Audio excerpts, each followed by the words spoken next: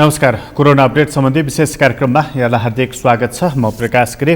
कोरोनाको संक्रमणबाट गैराती 2942 जना मानिसहरू संक्रमित भएका छन् र 2326 जना मानिसहरू निको भएका छन् र 12 जना मानिसको कोरोनाको संक्रमणबाट निधन भएको छ। यो 24 घण्टाको खबर हो र अहिलेसम्म कुल 739 जना मानिसहरूको मृत्यु भइसकेको छ र कुल 1,32,246 जना मानिसहरू कोरोनाबाट संक्रमित भएका छन् भनेदेखि 39,341 जना मानिसहरू अहिले पनि सक्रिय संक्रमित छन् र उनीहरूको उपचार भइराखेको छ। त्यसमध्ये 92,166 जना मानिसहरू निको भएको भनेर सरकारले जनाएको छ र अहिलेसम्म 4,831 जना मानिसहरू क्वारेन्टिनमा बसिरहेका छन् र आइसोलेसनमा बस्नेहरूको सङ्ख्या 39,341 रहेको छ र कोरोनाको संक्रमण दिन प्रतिदिन बढिरहेको छ र यो संक्रमण बढ्दै जाँदा यसले कति समयसम्म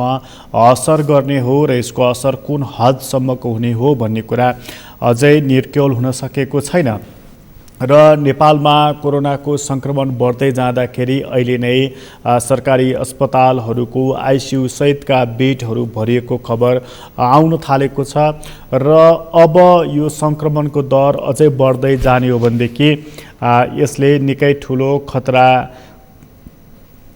निम्त्याउन सक्ने आकलन गरिएको छ। तर कोरोनाको संक्रमणको बारेमा यस्तो खालको टिप्पणीहरू भइरहँदा सरकारले चाहिँ कोरोनाको संक्रमणबाट संक्रमित भएका मानिसहरूको उपचार गर्न हामी सक्दैनौँ, उपचार आफै गर्नु भनेर नयाँ सूचना दिएको छ। उसको सूचनाको सर्वत्र आलोचना भएको छ कि एउटा लोकतान्त्रिक सरकार, एउटा समाजवादी सरकारले यसरी नागरिकको स्वास्थ्यमाथि खेलवाड गर्न मिल्छ कि मिल्दैन। एउटा त्यस्तो सरकार जुन सरकारले आम जनताको दुःखमा साथ दिनुपर्दछ त्यस्तो बेलामा अब हामी केही पनि गर्न सक्दैनौँ भनेर भन्दाखेरि त्यसले के सन्देश दिन्छ भनेर प्रश्नहरू गर्न थालिएको छ र यो प्रश्नकै कारणले सरकार आलोचनाको शिखरमा रहेको छ। सरकारले पछिल्ला दिनहरूमा केही त्यस्ता सूचनाहरू जारी गरिरहेको छ जस्तो कि एउटा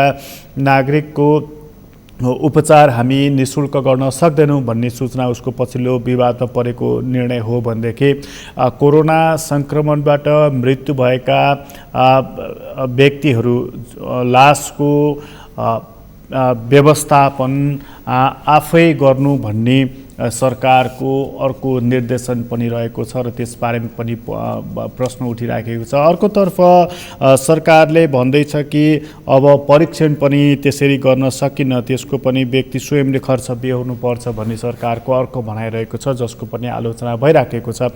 यसखालका निर्देशनहरू सरकारले दिइरहेको छ र यी निर्देशनहरूको आधारमा भन्ने हो भन्दा सरकार कोरोनाको संक्रमण उच्च रहँदाखेरि र एउटा उत्कर्षमा पुग्दाखेरि उसले हात उठाइदिएको छ।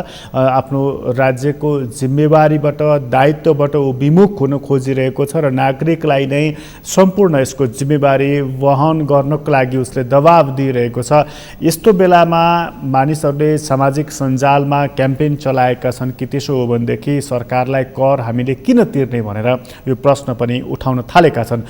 त्यसैले गर्दा सरकारले बेहोर्नु पर्ने कति हो, उसको राज्यको नागरिक प्रतिको दायित्व कति हो, यो प्रश्न अब महत्त्वपूर्ण रूपमा उठिरहेको छ र यो प्रश्नको उत्तर अझै फेला परेको छैन। तर सरकारले अस्पतालहरू, निजी अस्पतालहरू, सबै अस्पतालहरूलाई 50% बेड आधा कोभिड बिरामीको लागि राख्नको लागि पनि निर्देशन दिएको छ।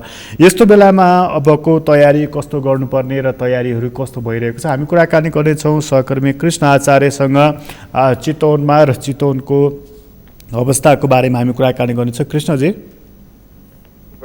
हजुर के छ अहिलेको चितवनको पछिल्लो अवस्था चाहिँ? चितवनमा पछिल्लो थप 102 जनालाई कोरोना पुष्टि भएको छ। यो सँगै चितवनमा कोभिड संक्रमितको सङ्ख्या 33 चाहिँ नागेको छ। चितवनमा 56 जना पुष्टि भएको हो। यो हिजो यो भरतपुर अस्पतालको कोभिड-19 प्रयोगशालामा गरिएको परीक्षणमा जसमा चाहिँ चितवनका 49 सहित 56 जनामा कोरोना पुष्टि भएको थियो। यो सँगै चितवनमा सङ्क्रमित सङ्ख्या अब 3317 टोटल 3317 जना चाहिँ सङ्क्रमितहरू पोजिटिभ भएका छन् भने 431 नमुना परीक्षण गरिएकोमा 375 जनाको चाहिँ हिजो मात्रै नेगेटिभ आएको थियो। हिजो नै गरिएको परीक्षण बिपी कोइराला मेमोरियल क्यान्सर अस्पतालको कोभिड-19 मोलिकुलर ल्याबमा गरिएको परीक्षणमा चाहिँ 46 जनामा चाहिँ कोरोना पुष्टि भएको थियो, जसमा चाहिँ चितवनका 34 जना रहेका छन् र चितवनमा आज चाहिँ थप एक कोरोना सङ्क्रमित पुरुषको मृत्यु भएको छ। चितवन मेडिकल कलेजमा उपचाररत भरतपुर महानगरपालिकाका 76 वर्षीय पुरुषको मृत्यु भएको हो। भरतपुर महानगरपालिका 10 का पुरुषको आज बिहान 4 बजे मृत्यु भएको अस्पतालले जानकारी दिएको छ। ज्वरो, खोकी र श्वास प्रश्वासमा समस्या भएका उहाँलाई असोज 20 गते अस्पताल भर्ना गरिएको थियो। उच्च रक्तचाप, पोस्टेस्ट र थाइरोइडबाट पनि उहाँ पीडित हुनुभएको भनेर अस्पतालले जानकारी दिएको छ भने 20 गते उहाँलाई कोरोना सङ्क्रमण पुष्टि भएको छ र यो सँगै अब चितवनमा सङ्क्रमितको सङ्ख्या र मृत्यु हुनेको सङ्ख्या पनि बढिरहेको अवस्था छ र सरकारले दसैँको बिदाको बेलामा चाहिँ 3 दिन कोभिड ल्याब, कोरोना ल्याब, परीक्षण ल्याब बन्द गर्ने भनेर बताइरहँदाखेरि चितवनमा भने यो दसैँको बेलामा पनि नरोक्ने तयारी गरिएको छ। स्वास्थ्य कार्यालयले आज चाहिँ त्यो जिल्ला स्तरीय सङ्कट व्यवस्थापन केन्द्रको बैठकमा चाहिँ त्यो अष्टमी, नवमी र दशमीको दिनमा पनि आलो पालो गरेर चाहिँ कोरोना परीक्षण गर्ने भनेर निर्णय गरेको हो। कि चितवनमा चितवन मेडिकल कलेज र क्यान्सर अस्पतालमा पनि यो कोभिडको परीक्षण भइरहेको छ। यद्यपि भरतपुर अस्पताल मार्फत रहेको कोभिड-19 ल्याबले चाहिँ त्यो निर्णय गरेको अवस्था छ र चितवनमा अब 3234 जना सङ्क्रमित भइरहँदाखेरि र 41 जना सङ्क्रमितहरूको मृत्यु भइरहँदाखेरि अझै पनि यो जोखिम र यसको अवस्था लाई अब सामान्यकरण गर्न अथवा चाहिँ कोभिडबाट जोगिनका लागि अझै पनि प्रशासनले, यहाँका स्थानीय तहहरूले तदारुकताका साथ काम गर्नुपर्ने देखिन्छ। यद्यपि बजारमा भिडभाड छ, बजारमा दसैँको चहल पहल छ, विभिन्न ब्याङ्कहरूमा अझ बढी भिड छ। अन्तिम अवस्था अब यो अब चाडबाडको अन्तिम निकटमा चाडबाड रहेका कारणले गर्दाखेरि पनि अब यो भिडभाड बढी देख्न सकिन्छ र यसले अझ जोखिम निम्ताउन सक्छ। त्यसकारण पनि अब सचेत हुनुपर्ने अवस्था छ।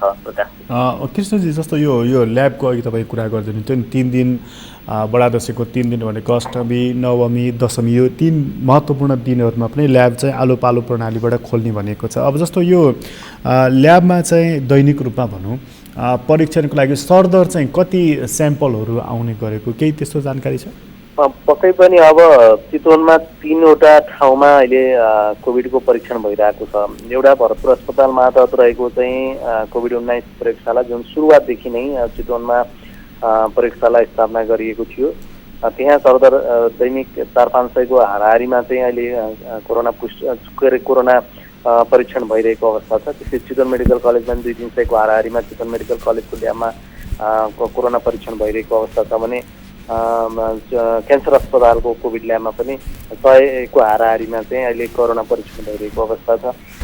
यस कारणले गर्दाखेरि अब अहिले 3 ठाउँमा ल्याब हुँदै गर्दाखेरि पनि आम नागरिकहरूले अब समयमै अझै पनि कोभिडको चाहिँ टेस्ट गर्न नपाएको भनेर गुनासो गरिरहेको अवस्था छ। यद्यपि पहिलाको तुलनामा अहिले अलिकति सहज पनि छ।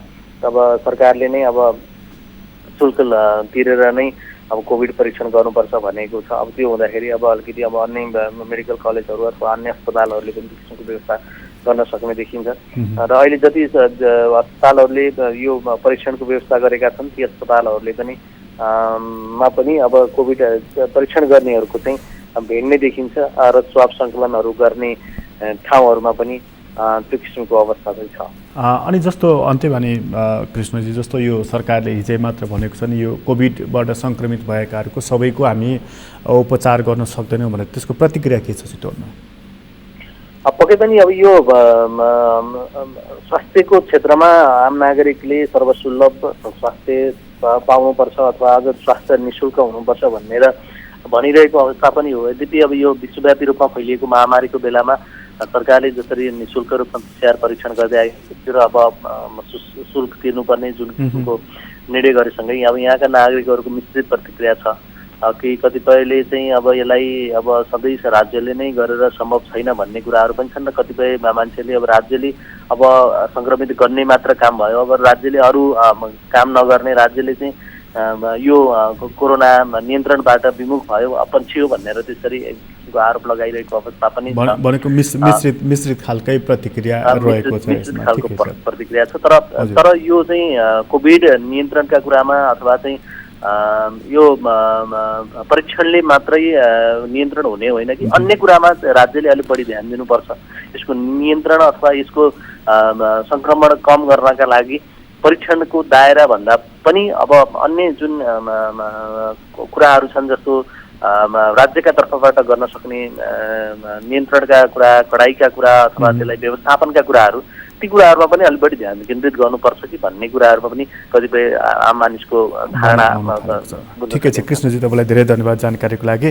सहकर्मी कृष्ण आचार्य चितवनबाट हामी कुरा गर्दै थियौँ कि त्यहाँको अवस्थाको बारेमा। सङ्क्रमण बढेको छ, गए राति भनौँ पछिल्लो पटक 102 जना मानिसहरू सङ्क्रमित भएका छन् र त्यो सङ्क्रमण को सङ्ख्या यसरी बढेको छ। एकजना मानिसको मृत्यु भएको छ, उहाँ 76 वर्षीय हुनुहुन्थ्यो र अब कुल चितवनको मात्रै कुरा गर्दा 3317 जना मानिसहरू सङ्क्रमित भएका छन् अहिलेसम्मको कुल सङ्ख्या हेर्दाखेरि। र एउटा सकारात्मक पक्ष चाहिँ दसैँको बिदाको बेलामा पनि चितवनमा ल्याबहरू खुल्ला रहने र त्यहाँ कोभिड परीक्षण गर्ने भनेर त्यहाँ अझै मात्र पनि निर्णय गरिएको छ।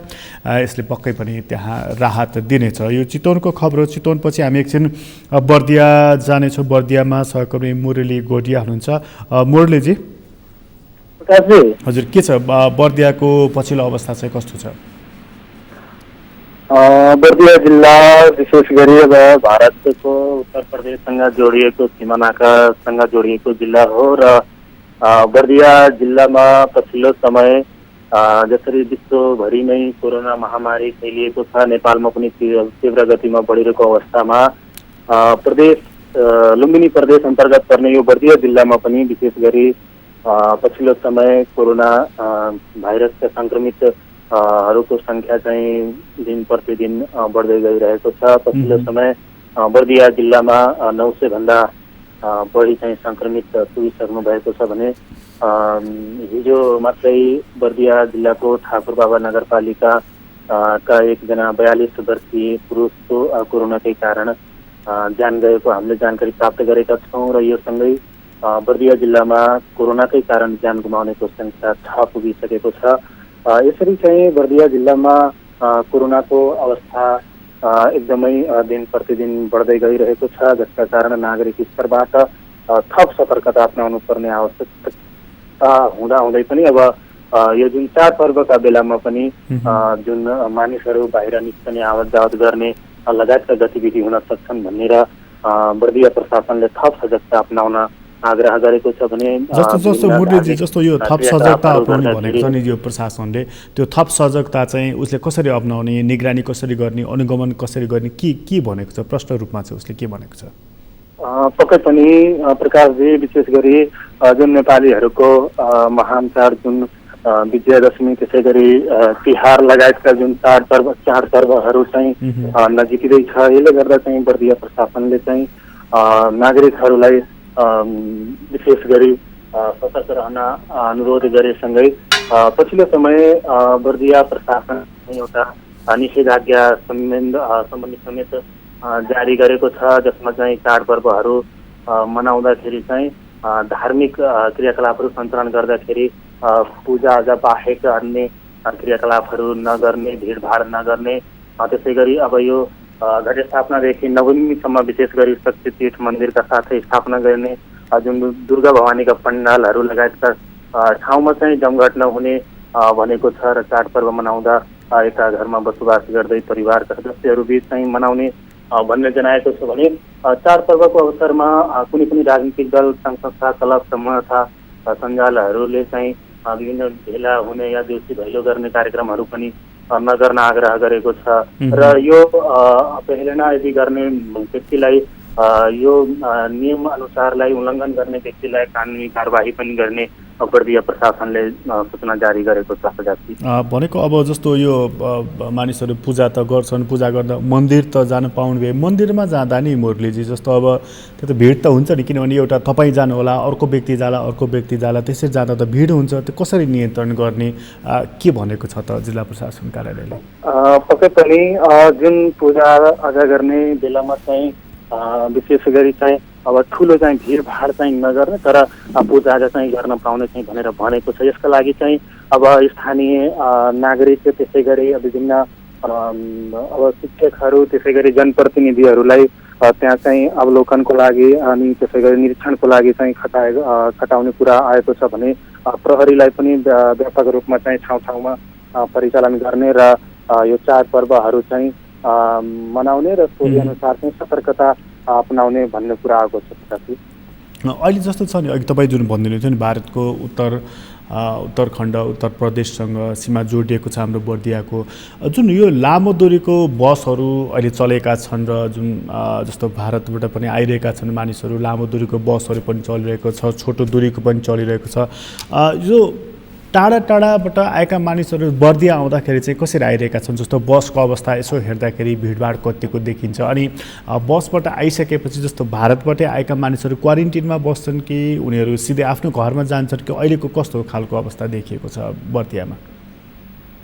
पक्कै पनि प्रकाशजी निषेधाज्ञा जारी हुने बित्तिकै र कोरोनाको महामारी आउने बेलामा चाहिँ जुन नेपाल सरकारले लकडाउन गर्यो त्यति बेला चाहिँ बर्दिया जिल्लामा विशेष गरी 12,000 देखि 15,000सम्म नागरिकहरू चाहिँ बर्दियाका नागरिकहरू चाहिँ बाहिर गएका थिए र उनीहरू त्यतिखेर नै देखि नै चाहिँ प्रवेश पाएका थिए भने पछिल्लो समय भारतबाट आउने सङ्ख्याहरूको एकदमै न्यून भएको छ भने जुन यो लामो दूरीका र छोटो दूरीका जुन यातायात सञ्चालनका सन्दर्भमा चाहिँ आउने व्यक्तिहरूको क्रम जारी छ, जसको लागि चाहिँ जिल्ला ट्राफिक प्रहरी कार्यालयले चाहिँ बृहत रूपमा चाहिँ आफ्नो समिति खटाएर आफ्ना व्यक्तिहरूलाई चाहिँ खटाएर चेक जाँच गरी उनीहरूलाई जिल्ला प्रवेश गर्न दिने र शङ्कास्पद ठाउँबाट यदि मानिस आएको छ भने त्यस्तो व्यक्तिहरूलाई चाहिँ आइसोलेसनमा बस्न भन्ने र बाहिरबाट आएका मान्छेहरूलाई चाहिँ क्वारेन्टाइनमा राख्ने नै गरिएको छ प्रकाशजी। मुरलीजी तपाईँलाई धेरै धन्यवाद जानकारीको लागि। सहकर्मी मुरली गोडिया हुनुहुन्थ्यो बर्दियाबाट र बर्दियाको अवस्थाको कुरा गर्दा हिजो मात्र पनि एकजना 42 वर्षीय व्यक्तिको निधन भएको छ कोरोना सङ्क्रमणको कारणले गर्दा र अहिलेसम्म बर्दियामा 6 जना मानिसको कोरोनाकै कारण निधन भएको छ र यो कोरोनाको कारणले निधन भइरहँदाखेरि सङ्क्रमितको सङ्ख्या बढिरहँदाखेरि यो जुन चाडपर्वहरू आएको छ दसैँ तिहार जस्ता चाडपर्वहरू त्यसमा पूजाआजा गर्नको लागि दिने तर भिडभाड नगर्ने भनेर जिल्ला प्रशासन कार्यालयले भनेको छ र भिडभाड हुने किसिमले जस्तो शक्तिपीठहरूमा जाँदाखेरि देउसी भैलो खेल्दाखेरि अन्य जमघटहरू गर्दाखेरि यसरी भिडभाड नगर्नु गरियो भनेदेखि हामी कारवाही गर्नेछौँ भनेर जिल्ला प्रशासन कार्यालयले भनेको छ र घरभित्रै आफ्नो परिवारभित्र बसेर मात्रै सामान्य रूपमा यसपटकको चाड मनाउनु भनेर जिल्ला प्रशासन कार्यालयले भनेको छ। यसको एउटै उद्देश्य छ कि कोरोनाको सङ्क्रमण नफैलियोस्, व्यापक नहोस् भन्ने नै उसको चाहना रहेको छ। अब आम मानिसहरूले यसलाई कति पालना गर्छन् त्यो चाहिँ हेर्नुपर्ने विषय रहेको छ। बर्दियापछि हामी एकछिन रुकुमतर्फ लाग्नेछौँ। मेघराज खड्का हामीसँग सम्पर्कमा हुनुहुन्छ। मेघराजजी। हजुर प्रकाशजी। के छ रुकुम पश्चिमको चाहिँ अहिलेको अवस्था के छ, कस्तो छ? रुकुमको अब अहिलेको अवस्था चाहिँ सामान्य नै छ भनौँ। अहिले अब पछिल्लो समय यो सरकारले यो चाहिँ लकडाउनको घोषणा गरिसकेपछि एकपटक जिल्ला प्रशासनले निषेधाज्ञा जारी गर्यो, त्यसपछि अहिलेसम्मको अवस्थामा निषेधाज्ञा चाहिँ गरेको छैन। निषेधाज्ञा गर्न आवश्यक नपरेको भनेर हटाइएको छ। सामान्यतया जनजीवन सामान्य तरिकाले नै बितिरहेको छ। अनि जस्तो यो सङ्क्रमण चाहिँ कतिको छ, परीक्षणहरू कसरी भइरहेको छ रुकुममा? हजुर, अब सङ्क्रमण अहिलेसम्म रुकुम पश्चिममा 153 जनामा चाहिँ सङ्क्रमण पुष्टि भएको भनेर चाहिँ जिल्ला स्वास्थ्य सेवा कार्यालयले जानकारी दिएको छ। मैले केही बेर अगाडि पनि त्यहाँको फोकल पर्सन चाहिँ कोरोना सम्बन्धीको फोकल पर्सन ईश्वर रावलाई सम्पर्क गरेको थिएँ। उहाँले चाहिँ यसमा पनि 117 जना निको भइसकेको भनेर जानकारी दिनुभएको छ र पछिल्लो समयमा त्यति ठुलै यो सङ्क्रमणको दर वृद्धि भएको देखिन्न। त्यति हप्तामा 2-4 जना त्यस्तै सङ्क्रमितहरू थपिरहेको अवस्था छ। यो पनि अब अलिकति यो दसैँ तिहारको समय भएको हिसाबले अब केही चाहिँ विदेश तथा अब यो भारत लगायतका क्षेत्रहरूमा देशहरूबाट आउने भएकोले उनीहरूलाई चाहिँ चेक गर्दा त्यसरी चाहिँ पुष्टि भएको देखिन्छ। नत्र भने ठुलो रूपमा त्यति सङ्क्रमण अरू सहरी क्षेत्रहरूमा बढिरहेको अवस्था छ, त्यति धेरै चाहिँ बढेको अवस्था देखिँदैन। अनि जस्तो यो बाहिरबाट आउने बसहरू हुन्छन् नि मेघराजी, जस्तो भनौँ काठमाडौँबाटै भनौँ यता दाङबाट नेपालगञ्जबाट जुन बसहरू रुकुममा आउनेछन् बसमा यात्रा गरेर मानिसहरू, ती मानिसहरू क्वारेन्टिनमा बस्छन् कि उनीहरू सिधै आफ्नो घरमा जाने गरेका छन्? अब त्यस्तो छैन। अब यो जिल्ला प्रशासन कार्यालयमा केही दिन अगाडि बसेको यो जिल्ला विपद व्यवस्थापन समितिको बैठकले पनि अब यो जिल्लामा आउनेहरूलाई चाहिँ 14 दिन क्वारेन्टिनमा बस्नुपर्ने भनेर निर्णय त गरेको देखिएको छ। तर अहिले यो अब यो सुरुमा अलिकति प्रत्येक स्थानीय तहमा विदेशबाट आउने अथवा काठमाडौँको देशकै पनि अरू चाहिँ ठाउँबाट आउनेलाई क्वारेन्टिनमा राख्ने, त्यहाँ चाहिँ व्यवस्थापन गर्ने स्थानीय सरकारहरूले वडाहरूले गर्ने चलन थियो। अब त्यो करिब चाहिँ हटिसकेको जस्तो देखिन्छ, अलि लापरवाही नै देखिन्छ। अब यहाँ जिल्लामा पनि दैनिक जसो अब अहिले जहाज तथा गाडीबाट पनि यात्रुहरू आइरहेको देखिन्छ। तर आइसोलेसन के अरे यो चाहिँ क्वारेन्टिनमा बसाल्ने, त्यसपछि 14 दिनपछि चाहिँ चेक जाँच गरेर पठाउने त्यस्तो चाहिँ देखिँदैन। निर्णय चाहिँ भएको छ तर त्यसलाई कार्यान्वयन भएको देखिँदैन।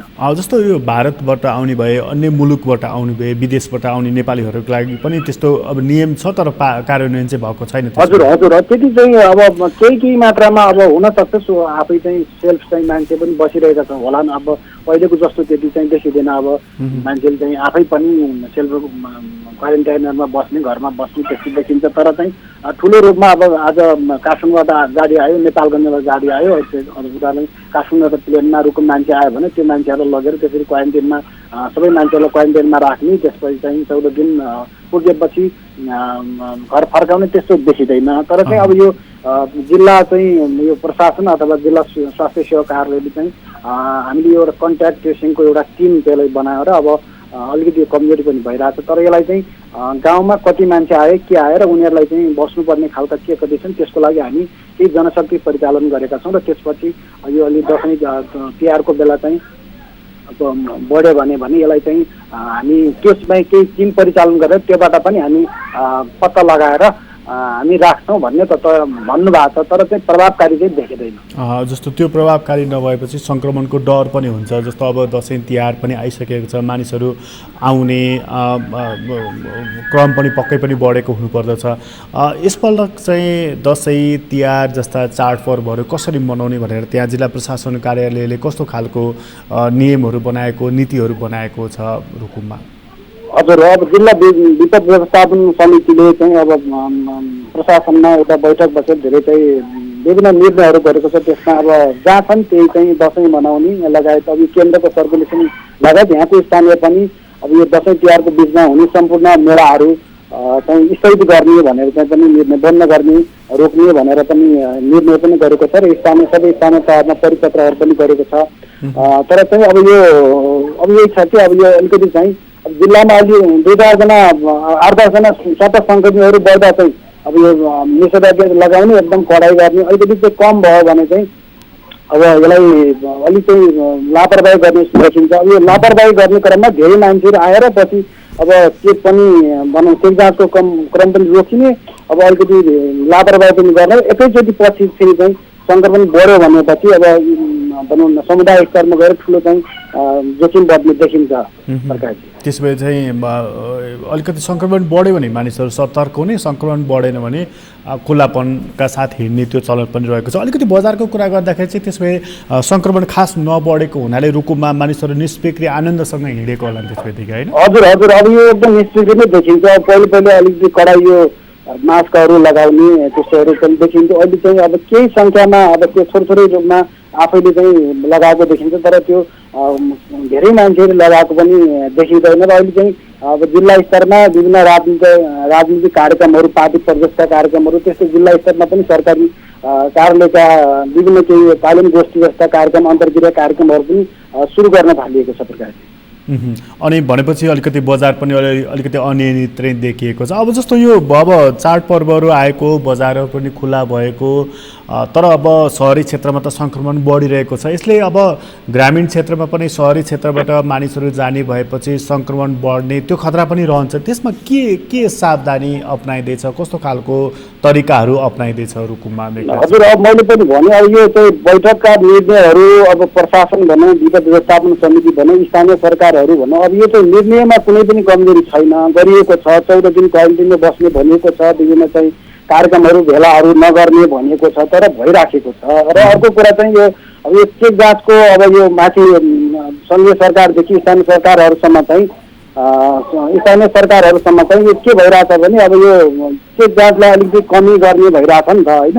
यो सरकारले पनि अब यो कन्ट्याक्ट ट्रेसिङ अथवा चाहिँ ठुलो पहिलो जसरी चाहिँ धेरै मान्छेहरूलाई चेक जाँच गर्ने गरिन्थ्यो र त्योबाट चाहिँ पत्ता लाग्थ्यो, अहिले चाहिँ अब एकदम कसैले चाहिँ तत्काल नजिकै मान्छे सङ्क्रमित भयो भने मात्रै चेक गर्ने गरेको छ। र धेरै चाहिँ यो चेक नगरिँदा चाहिँ अरू मान्छे छ कि छैन अथवा कोरोना सङ्क्रमित भयो भने आफै निको हुने त्यस्तो अवस्था पनि भयो भनेपछि यो चेक जाँचको क्रमलाई कमी गरिँदाखेरि चाहिँ अब यो कोरोनाको चाहिँ अब यो चाहिँ धेरै चाहिँ बढ्ने पनि देखिन्छ कि सङ्क्रमित गाउँसम्म चाहिँ यसले चाहिँ अलिकति समस्या ल्याउँछ जस्तो लाग्छ। मेघराज, तपाईँलाई धेरै धन्यवाद जानकारीको लागि।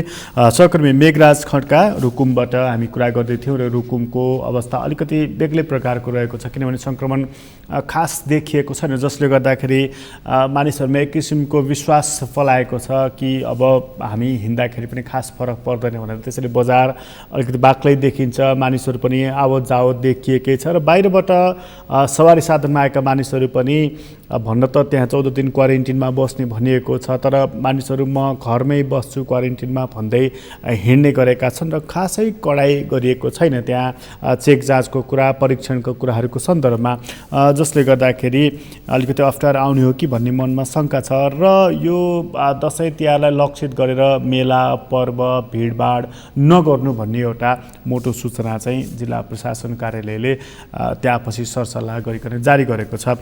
र यो कोरोनाको सङ्क्रमणमा जस्तो चिकित्सकहरू के भनिरहेका छन् भने कि यो चिसो बढ्दै जाँदाखेरि भाइरसको सङ्क्रमण अलिकति कडा हुनसक्छ, बढ्न सक्दछ, त्यसैले हामीले सचेत हुनुपर्छ उनीहरू यो भनिरहेका छन्। र यो अलिकति उदाहरणले पनि त्यही कुरा देखाइरहेको छ। तर गैरातीकै कुरा गर्दा चाहिँ अलिकति सङ्क्रमण कम देखिएको छ विश्वमा। जस्तो अमेरिकामा 448 जनाको मात्रै मृत्यु भएको छ, यो पछिल्लो समयमा अलिकति कम मृत्यु भएको सम्भवतः हिजै होला अमेरिकामा।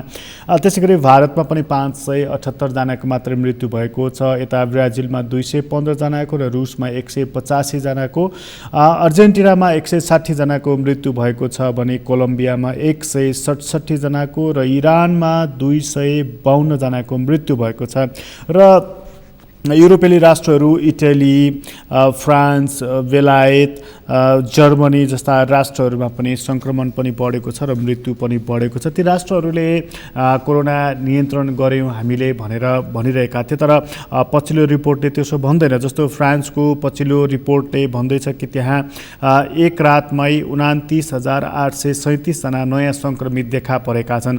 त्यसै गरी बेलायतमा 16,982 जना मानिसहरू थप नयाँ सङ्क्रमित देखा परेका छन् र यता इटलीमा 11,705 जना मानिसहरू सङ्क्रमित देखिएका छन् भने जर्मनीमा 5,248 जना थप सङ्क्रमित देखा परेका छन्। स्पेनमा पनि सङ्क्रमणको सङ्ख्या बढेको छ। यसरी कोरोनाको सङ्क्रमणबाट युरोपमा फेरि पनि त्यहाँ अप्ठ्यारोपन देखिएको छ र एसियाली राष्ट्रहरूमा पनि खास गरी इन्डोनेसिया, फिलिपिन्स, साउदी अरेबिया जस्ता राष्ट्रहरूमा कोरोनाको सङ्क्रमण बढेको देखिन्छ। जस्तो बङ्गलादेशमा 1274 जना, इन्डोनेसियामा 4105 जना र फिलिपिन्समा 2379 जना मानिसहरू थप सङ्क्रमित भएका छन्। र यो चिसो बढेसँगै विश्वमा नै फेरि कोरोनाको सङ्क्रमण देखिएको छ। युरोपमा यसलाई सेकेन्ड वेभ आयो कोरोनाको भनेर त्यहाँका वैज्ञानिकहरूले बताइरहेका छन्। र यो जुन कोरोनाको सङ्क्रमण देखा परेको छ, सबैभन्दा धेरै असर यसले अमेरिकालाई गरेको छ। अहिलेसम्म त्यहाँ 83,87,779 जना सङ्क्रमित भएका छन् र भारतमा 75,48,238 जना सङ्क्रमित भएका छन्। अमेरिकाको तुलनामा निकै ढिला मात्रै सङ्क्रमण भएको हो भारतमा, तर सङ्क्रमितहरूको सूचीलाई हेर्दाखेरि अमेरिकालाई भारतले भेटाउन आँटिसकेको छ। निकै धेरै मानिसहरू त्यहाँ सङ्क्रमित भइसकेका छन्। गैराती मात्रै 55,511 जना मानिसहरू भारतमा सङ्क्रमित भएका छन् र ब्राजिलमा यो कोरोनाको सङ्क्रमण अलिकति नियन्त्रणमा आएको छ। त्यहाँ जम्मा 10,982 जना मात्रै सङ्क्रमित भएका छन् गैराती र 215 जनाको मृत्यु भएको छ। तर भारतमा नियन्त्रणमा आएको छैन। सङ्क्रमणको सङ्ख्या पनि 50,000 भन्दा माथि नै छ र मृत्युको सङ्ख्या पनि बढी नै रहेको छ। अहिले भारत नै अहिले विश्वमा सबैभन्दा धेरै हटस्पट भइरहेको छ र चीनमा पनि कोरोनाको सङ्क्रमणबाट फेरि थप मानिसहरू सङ्क्रमित भएका छन्। अर्थात् एकपटक सङ्क्रमण भएपछि पुनः सङ्क्रमण नहुने व्यक्तिलाई पनि राष्ट्रलाई पनि होइन रहेछ, फेरि पनि सङ्क्रमण हुन सक्दो रहेछ। यसलाई हामीले ध्यान दिनुपर्दछ र यो जुन सङ्क्रमण बढिरहेको छ यो सङ्क्रमण कसरी नियन्त्रण हुन्छ भन्ने कुराको उत्तर अहिलेसम्म कसैसँग पनि छैन। धेरै मानिसहरू भ्याक्सिन उत्पादन भएपछि र यसको प्रयोगपछि मात्रै कोरोना नियन्त्रण हुन्छ भनिरहेका छन् र कहिलेसम्म यो कोरोनाको सङ्क्रमण रहिरहन्छ र यसले विश्वलाई आक्रान्त पार्छ भन्ने कुराको उत्तर कसैसँग पनि रहेको छैन। यो नै सबैभन्दा डरलाग्दो प्रश्न बनेको छ। विश्वलाई नै यसले जकडेर राखेको छ। त्यसैले गर्दा हामी पनि सचेत हुनुपर्छ, सजग हुनुपर्छ र यो सतर्कता व्यक्ति स्वयंले अपनाउँदाखेरि कोरोनाको सङ्क्रमणलाई निस्तेज गर्न सकिन्छ। व्यक्तिबाट नै राष्ट्र सुरक्षित हुने अवस्था बन्दछ। कोरोना अपडेट सम्बन्धी विशेष कार्यक्रम अहिलेलाई यति नै। कार्यक्रमबाट म प्रकाश गिरीलाई बिदा दिनुहोस्। सगरमाथा टेलिभिजन हेर्दै गर्नुहोला। नमस्कार।